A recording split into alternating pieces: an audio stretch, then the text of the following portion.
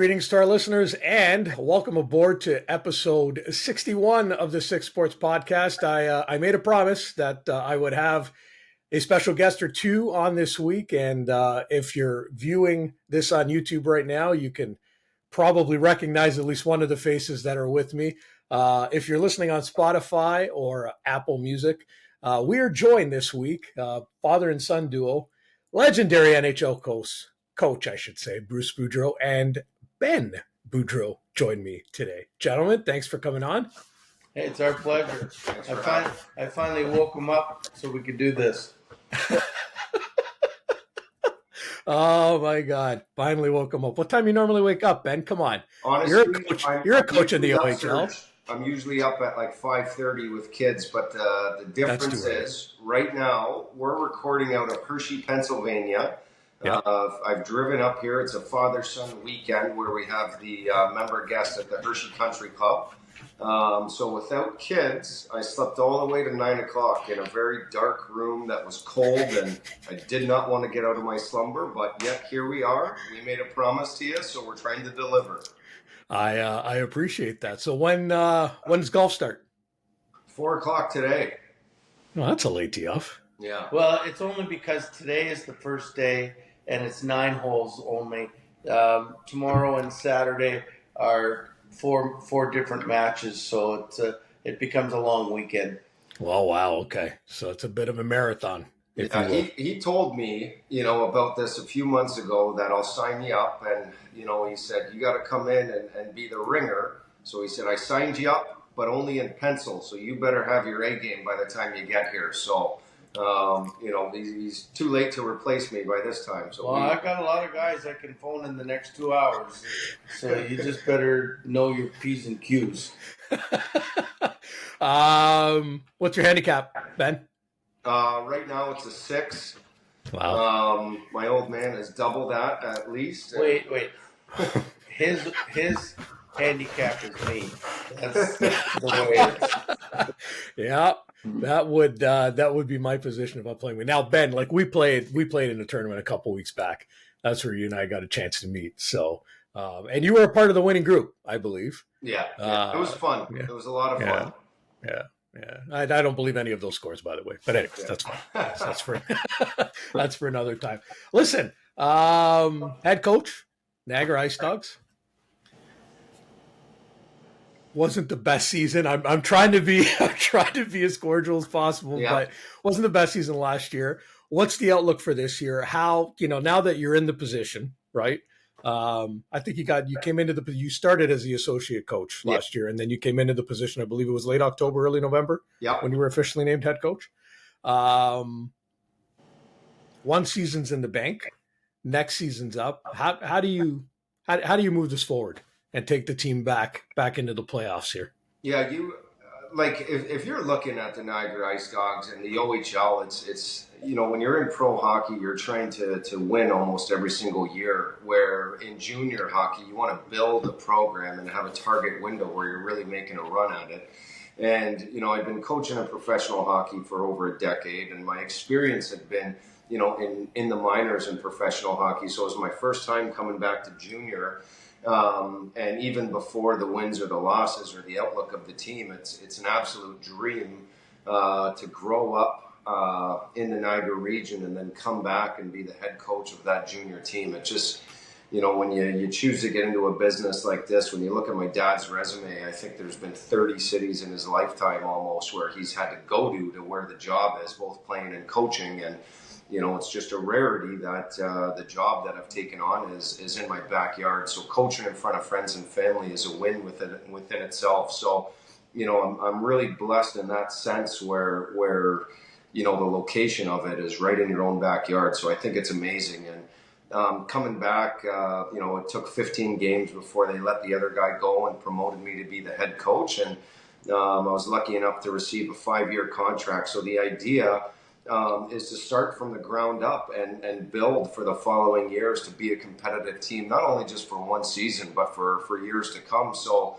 that's the stance that we took, is we sold off our assets to acquire some draft picks. And, a part of that was having to deal with some of the losses. And, there was a lot of them last year. So that's what we went through. We went through a lot of hell and pain and suffering, hopefully to be better for the future. So, it was the intention for us to kind of go through that period in order to be better for the future. So when you ask about the outlook of the team, we've had a great draft with some great kids.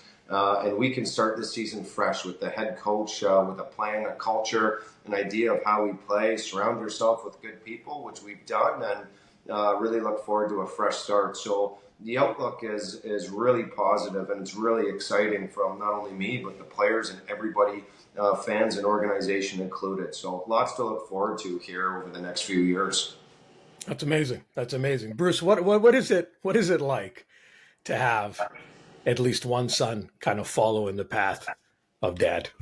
Well, I mean, into the it's coaching good ranks. and bad. I mean, it's great. I'm very proud of what he's done and what he's accomplished. But I know how difficult it is, the ups, the downs, the winning and the losing, how your mind goes on all of them. So, I mean, anytime he's feeling pain because the team isn't playing well, I definitely know how he feels and feel bad for him. I mean, it's not an easy life, but it's the one we chose. I got another son is the coach of my junior team here in Hershey. He's going through the same thing. My other son, Andy, is in Banff doing skills. He's the skills coach of Banff and Canmore hockey. And so, I mean, they've all sort of followed in the footsteps, but it's the coaching thing. I told them many times, I mean, don't get used to living in one place because you end up moving a lot. But, I mean, he's found a good spot in Niagara, and I hope he stays there for a while. It's amazing. That's amazing. I was, Ben, I was going to ask you a little bit about Maple Leaf prospect Easton Cowan.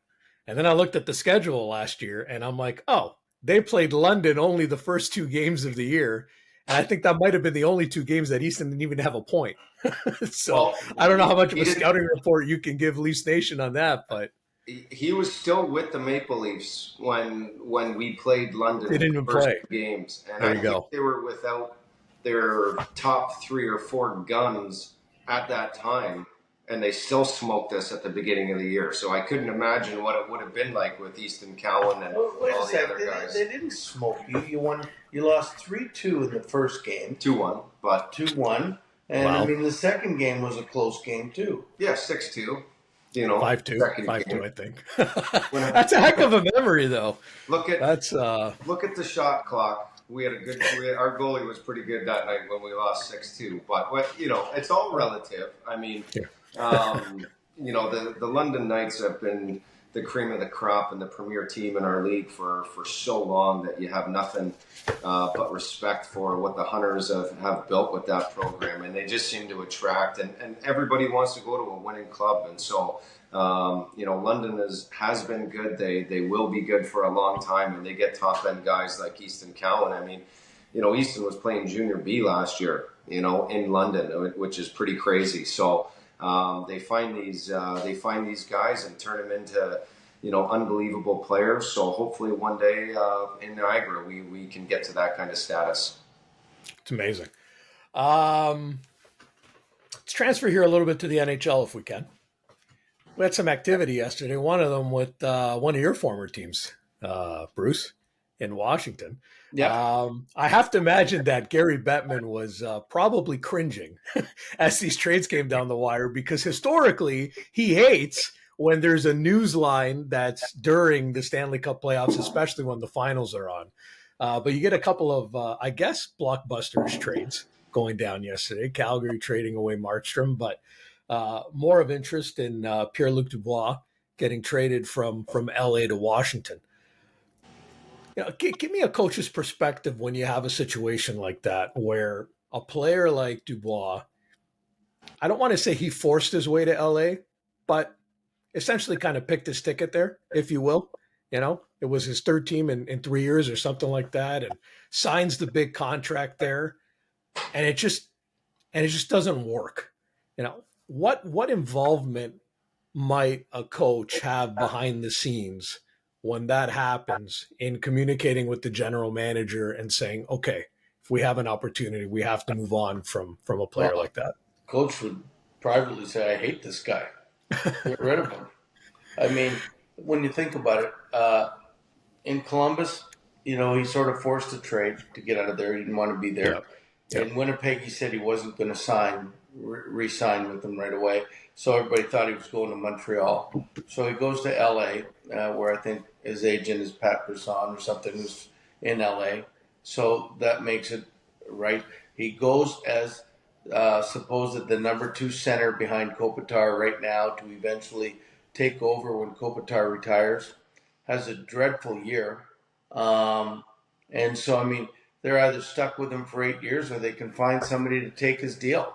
And I don't think it's as much the playing as it is, quite frankly, and I have no idea. I'm just guessing. It's got to be his character at some part of this, because you don't get rid of a guy having a bad year if you've got 8 more years left on his deal. So I mean, it's I think they got rid of him, but on the other hand, when you're looking at Washington's take, they need a number 1 center very bad. They didn't have one last year. It cost them with Backstrom retiring, or not even retiring, but being hurt for the whole year. Right. So I mean, Strome was okay, but that was his first year doing it. They needed somebody to play with Ovi, and I mean, maybe he can play with Ovi.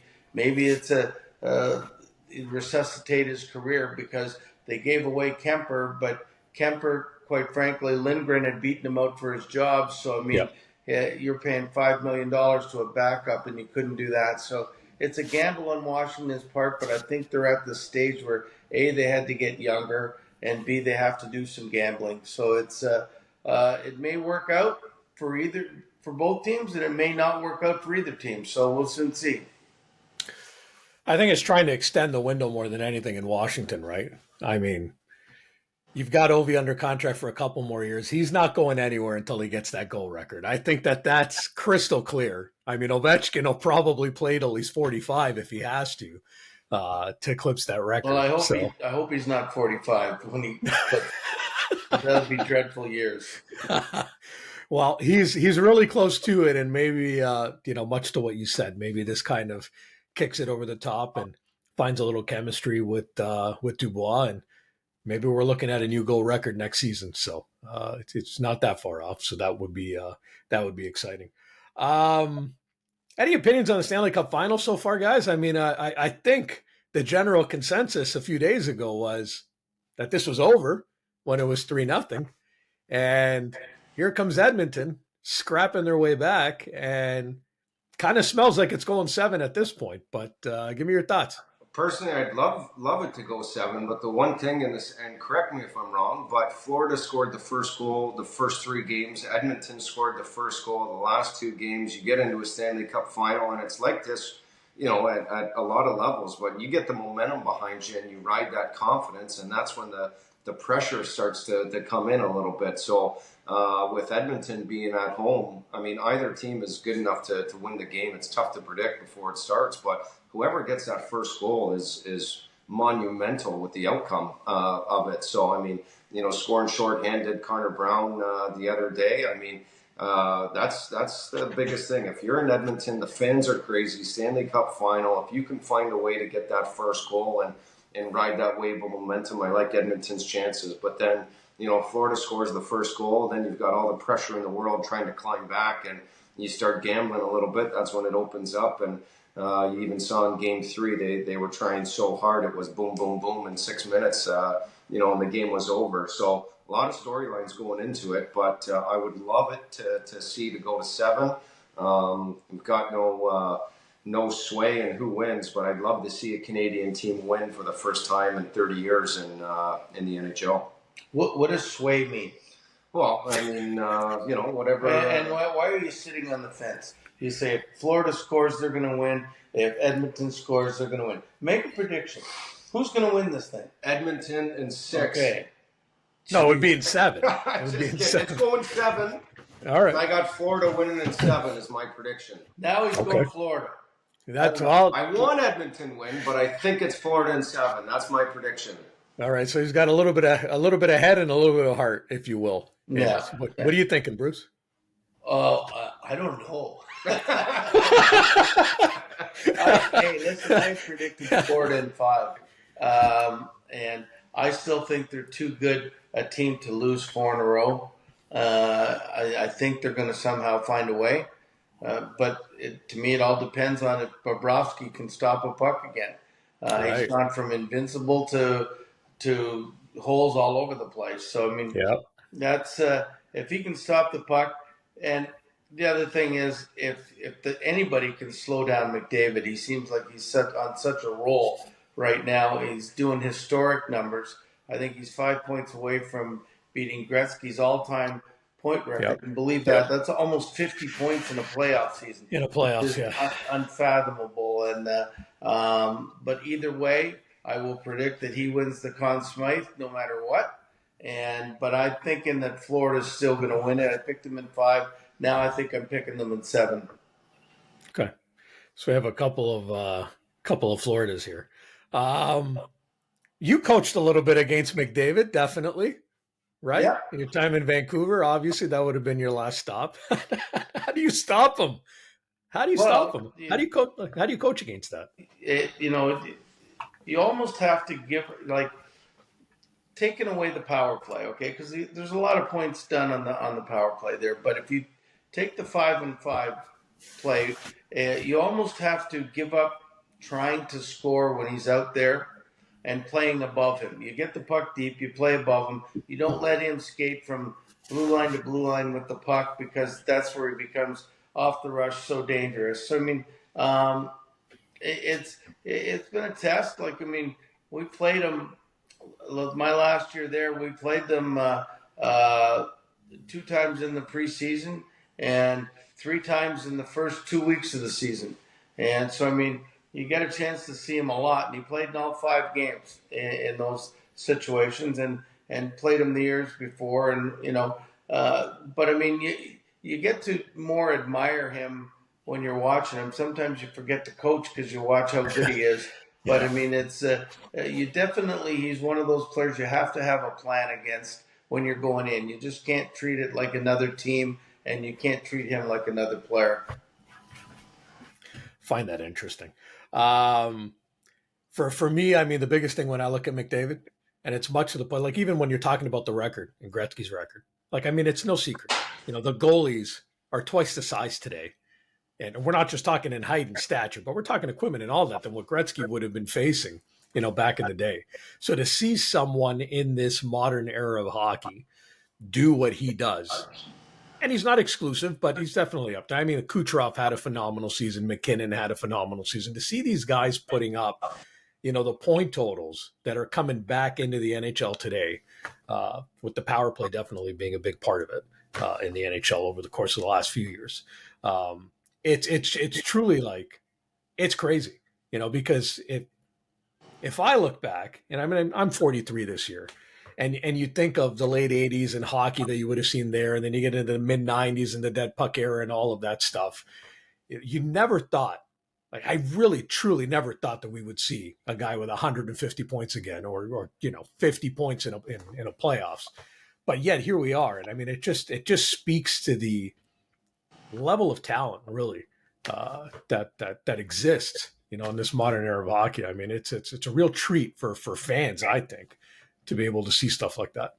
I think it was only a decade ago that the league leader had only like 89 points, 87 points in the season. Jamie Benn won the MVP that year. Yeah, and you fast forward, they doubled that in 10 years or something, and the players only keep getting better. So it's mind-boggling what some of these high-end elite guys can do. And it's like you said, even though that you're in the industry and the business, it's really fun to watch and just sit back and admire what they can do.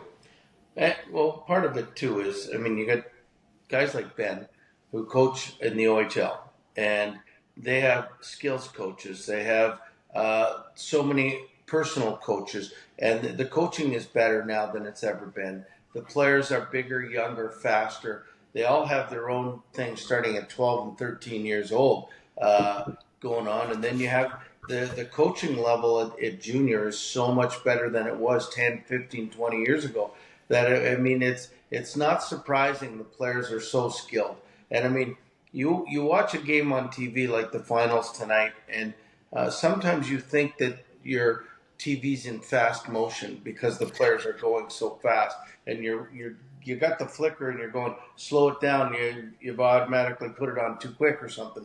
But I mean, that's just a testament to the day and age, the coaching that they're getting now everywhere, and the individual coaching, like I said. But I mean, it's almost like a football team has 14 coaches. I mean, hockey teams now have 4 and 5 coaches, and that's not including their own personal coaches. So it doesn't surprise me, but it's pretty amazing to watch.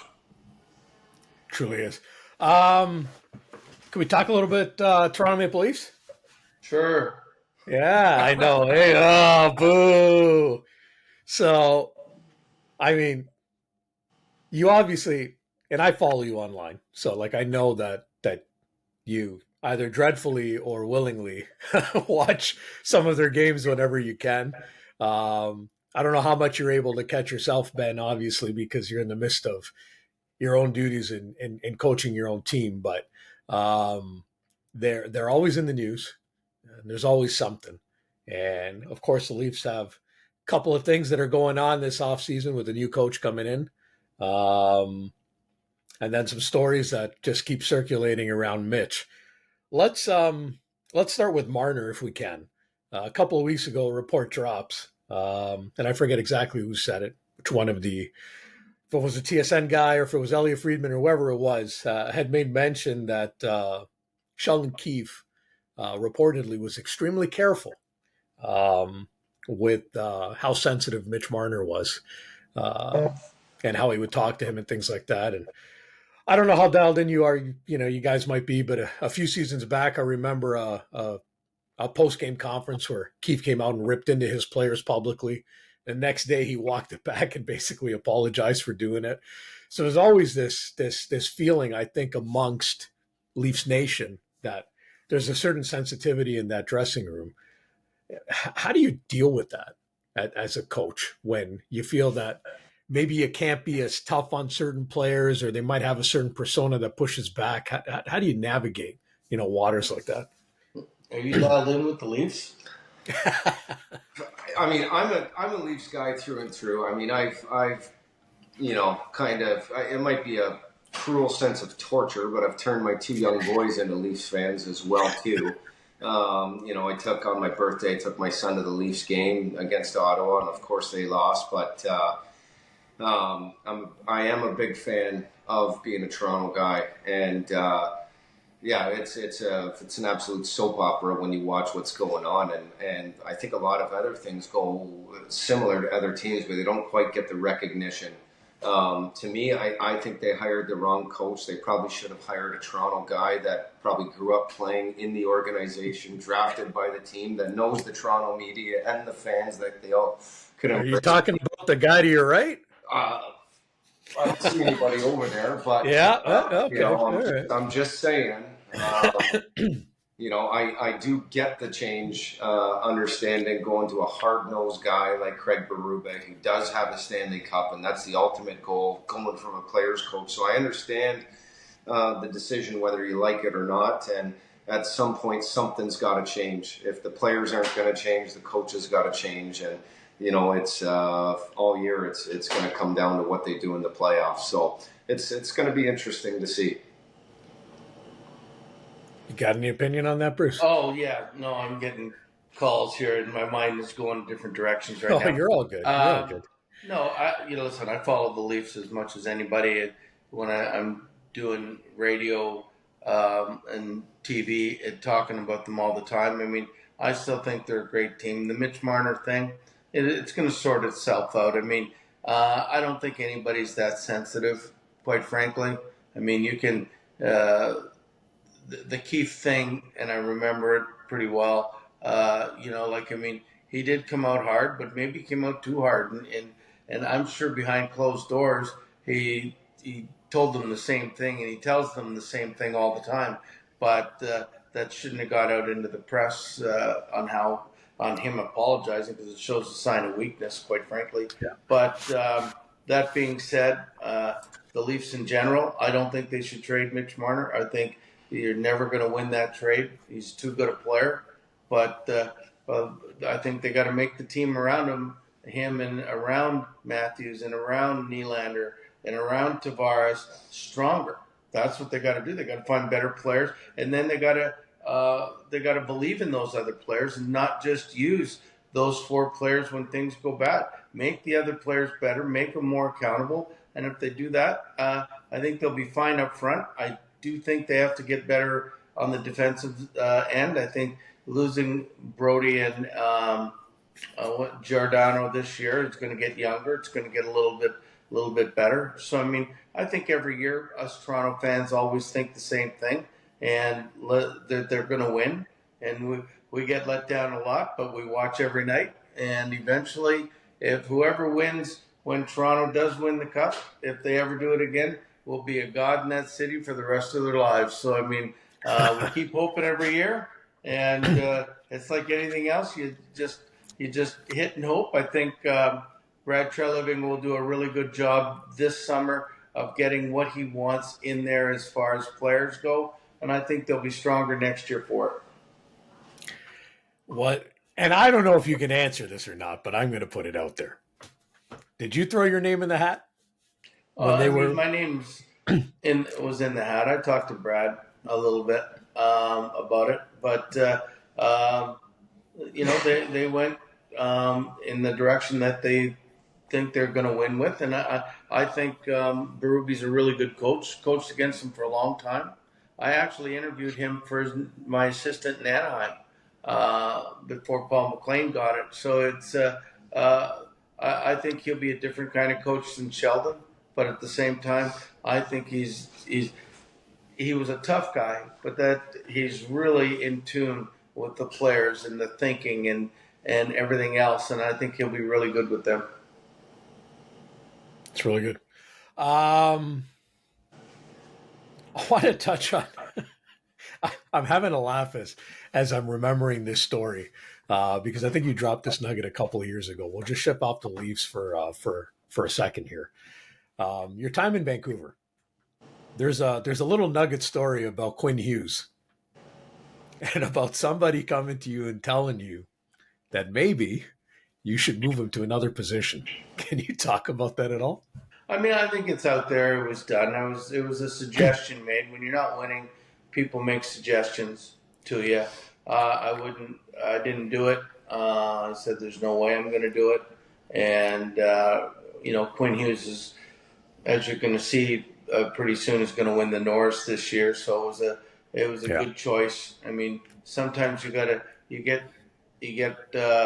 a lot of suggestions from a lot of different people, but you got to stand your ground if you're a coach and do what you believe in, whether it comes with a price to pay or not. But I mean, I believed in him as a defenseman. I still do, and I think it's coming to fruition on how good he really is. No, one of my favorite players to watch, and I say that in true honesty. For those of us that aren't good enough to play the game, and I would be in that category. We turned to fantasy hockey, and that's been something that I've been a part of for years. And Pettersson and Hughes, 2 guys that are on my fantasy hockey team. So because of that, by nature, you follow those players, right? So watching Vancouver games whenever I can, and I mean, Quinn is just an exceptional talent, and Pettersson as well. I mean, just crazy. I feel like, Vancouver was, and especially with your time there, they're kind of on the cusp, right? That you could see that it was building, and these kids were getting a little bit more experience, and you could see that the game, and you could see how talented they were. Does it bite you a little bit now, after when a team lets you go and you kind of see them go on a run? Do you kind of sit there and say, yeah, I'm cheering for you, but at the same time, I'd like you to get eliminated? No, I don't cheer for them at all. Cheer for the individual players. But you know what? They got 11 different players from when I had the team. Yeah, absolutely. So yeah, that's more than half. So I don't even. And quite frankly, I mean, they got goaltending. I mean, I had Spencer Martin and Colin Delia. I mean, and neither one of them. Well, Delia wasn't even in the league last year, and Spencer's a third goalie in Carolina. So I'm not taking out great guys, but they weren't built to be number ones. But I mean, I don't think there's anybody that really cheers for their team that just let them go. They cheer for individuals because I got along really well with an awful lot of the players. But I mean, and the fans were outstanding and unbelievable. But as far as you didn't want to see them win, that's for sure.